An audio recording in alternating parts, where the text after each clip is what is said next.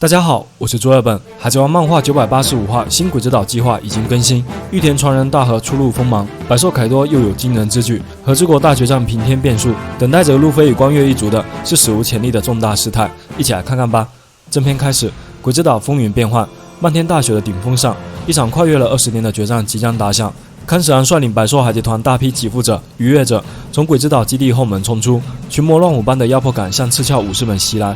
原来他早已料到，那些坚韧的光月武士们绝不会轻言放弃。虽然所有情报都显示没有武士入侵的痕迹，但康史兰相信这些人一定会来的。凭着20多年来的情谊，他对赤鞘们再了解不过了。突如其来的遭遇战再次打破了武士们的计划。有一个危险的叛徒在敌营中，实在太过棘手了。百兽海贼团战力云集，其中还有不少当年在玉田辅佐之行现场的海贼，认出了眼前的这些亡魂们。当然，这次他们不会再放过光月的余孽了。队伍的最前方是2名威风凛凛、身披重甲、驾驭骏马、手持利剑与长枪的无头武士，他们都是康史兰的右翼杰作。倚仗看着这2个令人惊怖的怪物，黯然心惊，冷冷地赞叹了康史兰的画作。隐瞒了数十年的身份，这个叛徒的实力与他的隐忍一样出色。多年未见，康史兰也颇感兴奋。嘲笑倚仗特地赶来，就为了参加一场注定失败的战争。这些无头武士就是他精心准备的礼物，也会是他们的下场。雷战嘶吼着要康史兰放了桃之助大人，这个名字又刺激了康史兰。他戏谑地称赞桃之助还有点骨气，为了不让自己成为赤鞘们的负担，在被抓到鬼之岛的途中用刀割开了绳子，准备逃走，甚至还划伤了康史兰的手。当然，违抗这个疯子的后果就是被狠狠的教训。听到主君的顽强不屈与饱受折磨，小菊再次动容，潸然泪下。康史兰继续描绘桃之助的惨状，无形的言语如同化作一把把利刃，冲击着赤鞘们的心理防线。不过让我惊讶的是，他居然还没有死啊！大概是因为玉田的血脉吧。不过那个家伙很快就能解脱了。康史兰扭曲着怪异的表情，以胜利者的姿态向赤鞘们喊道：“现在在会场里面，正要对桃之助公开处刑。”他得意地向海贼们说：“只要再争取一点时间，几分钟后历史就终结了，世上再无光月。”敌人严阵以待，主君危在旦夕，计划又被识破，情势急转直下。何松怒目而视，默然不语。犬狼被猫腹蛇左手上的机关枪一直吸引，正觉得十分帅气，似乎完全没有被康史兰的画手动摇。一向柔情的小菊此时默默戴上了鬼面具，一道寒光闪过，腰间长剑出鞘，将武士威严与光月之志化作无仇杀意，撕破漫天大雪，将康史兰的狂妄打断。已经可以住口了，康史兰阁下。在下长出了刀伤，可是到了冥界也不会愈合的，犹如春日仍未消融的残雪，它将继续折磨你的灵魂。觉悟吧！于两军阵前宣告光月教武士：残雪菊之城，参上！旧情已尽，剑意出鞘，双方再无任何保留，唯有拼死一战。康史兰凶相毕露，与小菊短兵相接，战斗的号角已经吹响，赤鞘武士们斗志昂扬，百兽海贼团蜂拥而上，肃杀的雪山瞬间成为了乱斗之境。积累了20年的力量，在这一刻终于迸发而出。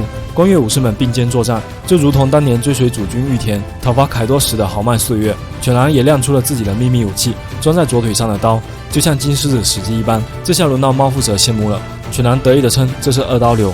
康史兰与小菊针锋相对，凌厉无匹的气势是强敌的最佳认证。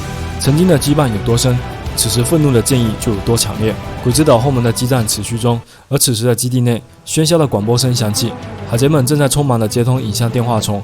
总督凯多马上要发布重要通告了。躲在屋顶上的大和与路飞仍在争吵着。大和一直抱着出海的想法，他觉得如果是艾斯的弟弟路飞，一定会让他上船的，为此才一直搜寻着路飞的情报，也是他一直在等待路飞的原因。作为光月玉田意志的继承者，大和同样渴望着大海。面对直男路飞的不解，他无奈地展示了自己手上从8岁起就带着的镣铐，这竟然和天龙人给奴隶使用的手环一样，只要离开这座鬼之岛，就会发生剧烈爆炸。当年艾斯因为海难误入河之国时，大和原本想和他一起出海，却因为无法离开这座岛而作罢。虽然他也怀疑过亲生父母是否会真的炸死自己的孩子，但一想到父亲是那个疯狂的百兽，他还是没能鼓起勇气。自诩为光月玉田的他却没有自由，全是因为这副手铐。路飞听完了大和的顾虑，淡定地说：“那就把它摘下来吧。”引来大和的一声惊呼。只要掌握了能从内部破坏物体的高阶流音，破除这个邪恶手环的诅咒就不再是难事了。以路飞如今的实力，已经可以稍微触及巅峰，但在此之前，他还需要再次确认大和的心意，是否真的想和草帽一伙与光月武士们讨伐凯多。路飞向大和坦白，就算在你面前，我也要把凯多揍飞哦。得到了大和的热烈响应，他也正有此意。从小到大不知道挑战过自己的父亲多少次，然而每次都是被反过来揍了一顿。他渴望着真正战胜父亲，获得自由。既然如此，那就一起奋战吧。路飞上前准备摘下大河的手铐，楼下突然传来一阵粗犷的喊话声。死亡凯多的影像通过电话筒传遍会场，改变世界命运的宣言开始了。白胡子的顶上战争已经过去2年了，这个世界终于要开始变动了。凯多轻蔑地嘲讽着世界政府，称废除玩下七武海制度不过是他们为了展示海军本部新战力，足以镇压大海贼时代的自信。然而作为曾经伟大航路3大势力中的一级，狂妄的凯多并没有打算把自大的世界政府放在眼里。他向全场海贼宣布，百兽海贼团将与毕格曼海贼团结为同盟，并将会取得世界上最强大的力量——古代兵器。也就是说，凯多话音未落，基地一侧的墙壁突然炸裂。毕格曼海贼团船长在无数妖怪霍米茨的簇拥下突入会场。你在呼喊老娘的名字吗，凯多？世界最强老太婆的气势与恐怖的百鬼夜行一起亮相，海贼们顿时魂飞魄散，不由得连连后退。潜伏在人群中的罗宾与圣平暗暗心惊，他们看到了已经被大妈的霍米兹拿下的娜美和加洛特，雷云宙斯也被大妈夺回。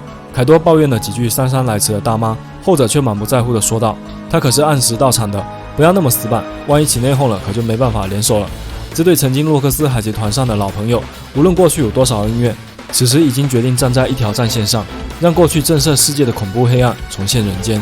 大妈继续说道：“只要联手起来，整个世界都在我们的攻击范围之内。”这番豪言正合凯多之意，他向会场内的所有海贼发出训诫：“听好了，都给我拿出干劲来，要准备抄起海贼的行当了。”我们终于……全场鸦雀无声。凯多与大妈一起喊出了那冲击性的宣言：“要去夺取 One Piece 了！”会场内的气氛被瞬间引爆，海贼们用震耳欲聋的欢呼声来响应两位四皇的滔天野心。古代兵器的存在大概会给世界带来恐怖和战争吧。凯多恣意地狂笑着：“做好准备吧，那也正是我们所向往的暴力世界。”这番话令会场彻底陷入了狂热，一旁的将军黑炭大蛇也不禁赞叹。但凯多的演讲似乎还没有结束，他转而向大蛇的部下发话，让他们自己决定要走哪条路。正当将军的武士们一头雾水时，凯多说出了另一个疯狂的计划。他将被瀑布所环绕的和之国形容为连海军与世界政府都无法轻易触及的天然要塞。在百兽海贼团多年经营下，这里已经有了多座武器工厂，是这个世界当之无愧的军火中心。如果把花之都的工匠们也当作劳动力的话，武器生产规模将会更加惊人，而和之国也会成为对所有海贼来说都堪称乐园的无法地带。一旁的黑炭大蛇脸色越来越凝重，凯多看似宏伟的计划竟把他完全忽略了。喂，等一下，凯多，和之国可是我的地盘啊！大蛇质问起这个曾经的合作伙伴，然而他却一言不发。这片沉默也很快被恐怖的杀意打破。电光火石间，岩斋将刀递出，凯多手起刀落，一道血光闪过，大蛇身首异处。这突如其来的巨大变故令全场海贼震惊莫名，大蛇的手下们更是惶恐不已。然而血淋淋的现实就摆在他们面前，黑炭大蛇就在刚刚被盟友凯多杀了。这个把持了和之国长达20年，为了对付光月家而机关算尽的将军，甚至都还没来得及反应，尸体就已经倒在了地面上。这个他精心准备的处刑台，到头来却先将自己送上了绝路。一向冷静的福禄寿惊慌失措，而花魁阿林正在恣意狂笑，一切都在计划中。凯多轻蔑地说道：“黑炭家也好，光月家也好，全都是些无关紧要的事情而已。”说罢，一拳重重砸在桃之助的处刑架上。巨大的木架在惊人的怪力面前显得脆弱不堪，重伤的桃之助随着木架开始剧烈摇晃，被一直躲在屋顶缝隙观察底下情形的路飞和大河注意到了。眼看桃之助危在旦夕，路飞着急地大喊：“桃子！”竟因为太过激动而折断了木板，与大河一起掉了下来。凯多十分公平地给了大蛇的手下们2个选择：是加入百兽海贼团成为海贼，或者是在这里向百兽海贼团发起挑战，然后被杀掉。强大的压迫感震慑全场，大蛇玉庭方众为首的大蛇一方势力瑟瑟发抖，他们根本没有选择。然而接下来的事情又将再次出乎所有人的意料。凯多在高台上宣布，为了迎接即将到来的世界大战，这个国家将会彻底变成海贼帝国，远征之类的老本行也会多起来。而最关键的就是这座鬼之岛将在今晚迁至花之都，和之国就此灭亡，国名从此改为新鬼之岛，而他的将军将会是凯多之子大河。野心勃勃的凯多终于将新鬼岛计划全盘托出。和之国长达数十年的恩怨，争斗不休的武士，背负历史的光月，都不过是他实现计划的棋子而已。然而这个宏伟计划中的核心人物之一却不甘于被安排的命运。大河终于明白了老爹的用意，与路飞一路狂奔，气愤地准备去找那个他口中的臭老头算账，而路飞则是赶着去营救桃之助。2个人的行踪彻底暴露，手下赶紧将情况报告给飞六包。强者云集的宴会厅内即将迎来一场剧烈震荡。以上就是本期《海贼王985话》的全部剧情啦。本话信息量爆炸，细节颇多，现在就跟着作业本用慢镜头来回顾一下吧。细节一：大河与路飞。本话中，大河再次阐明了自己的目标，不仅是继承光月玉田的意志，他还要追随光月玉田的步伐，去见识下这个缤纷多彩的世界，并最终见证世界的一切。大秘宝 One Piece， 想必这些想法都是受到了玉田那本航海日记的影响。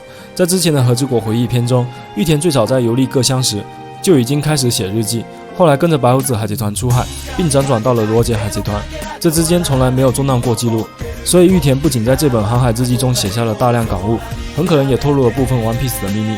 从大河拒绝告诉凯多这本日记的存在，并坚称自己上船后一定能找到有用的情报，他很可能知道一些通往拉夫德鲁的秘密，将对路飞他们起到关键帮助。再看大河本人的梦想，草帽海贼团每个人都是抱着梦想出海的，而大河的梦想就是自由。从8岁起就被囚禁在和之国的他，与当年因为和之国闭锁政策而被困在国内的光月玉田如出一辙，都是渴望离开和之国去见识外面世界的人。对称狂魔尾田特地安排了路飞与大河的争执，似乎也暗合当年白胡子与玉田一开始的矛盾。自由一直是路飞的主旋律，也是他对海贼王的理解。他与大河有着天然的契合，而这场即将到来的大决战，很可能就是成为伙伴的考验。一下子，大河成为新伙伴的理由和意义都有了。细节2：大河与艾斯。艾斯在本话中再次被提到，大河原本想要跟随艾斯出海，却因为被困在鬼之岛而无法如愿。重点来了，既然大河从8岁起就被关在鬼之岛，那么他是如何遇到艾斯的呢？我们可以简单推测下，首先大河曾经见证过光月玉田的辅佐之行，这是发生在20年前的事。哪怕大河当时只是个刚刚懂事的小孩，到今天也至少有20岁以上了。而艾斯早路飞3年出海，到达和之国的时候，差不多是其出海的1年后。他在和之国逗留了几个月，要遇见大河只能在鬼之岛。那么艾斯为什么要去鬼之岛呢？很可能是为了拯救像小玉这样生活困苦的和之国百姓，摆脱大蛇和百兽海贼团的统治，而跑去鬼之岛挑战凯多。中途遇见了大河，两个人也许在交战一番后成为了朋友。艾斯将弟弟路飞的信息告诉了大河，而大河则是分享了玉田航海日记里面的预言，并劝阻艾斯将改变和之国的希望留给未来。这也许就解释了为什么艾斯在离别时对小玉说，下次再来时一定会让这里变成每天都能吃饱饭的地方。似乎也解释了为什么艾斯加入白胡子海贼团后没有再来过和之国，很可能是因为他知道时机未到。相信尾田后续一定会补上这段回忆，这段与艾斯有关的经历也许会成为大河登上30号的加分项。细节3：海军的新战力。早在650话时，盛平在向2年后重新出发的草帽一伙普及世界局势的时候，就曾经提到海军获得了意想不到的力量。一方面是海军通过世界大征兵获得了以藤虎、绿牛2名大将为首的新战力，另一方面就是905话时2名大将谈话时所提到的贝加庞克博士的新发明，使得王下七武海的制度已经没用了。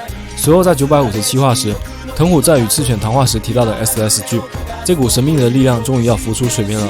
虽然凯多表现得毫不畏惧，但既然能被四皇拿来研判局势，已经逐渐这股力量对海贼们的威慑。细节4：古代兵器。许久没有出现的古代兵器终于在本话中再次被提到。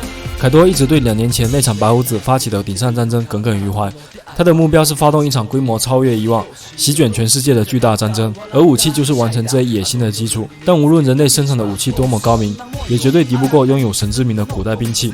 与比格曼海贼团结盟，使得凯多觉得找到古代兵器不再是不可能。目前3个古代兵器中，只有海王波塞冬已经完全展露。恰巧知道这个秘密的3个人中，有2个在和之国，罗宾和卡里布。而卡里布就是被德雷克抓到和之国的，后来又被关入了监狱。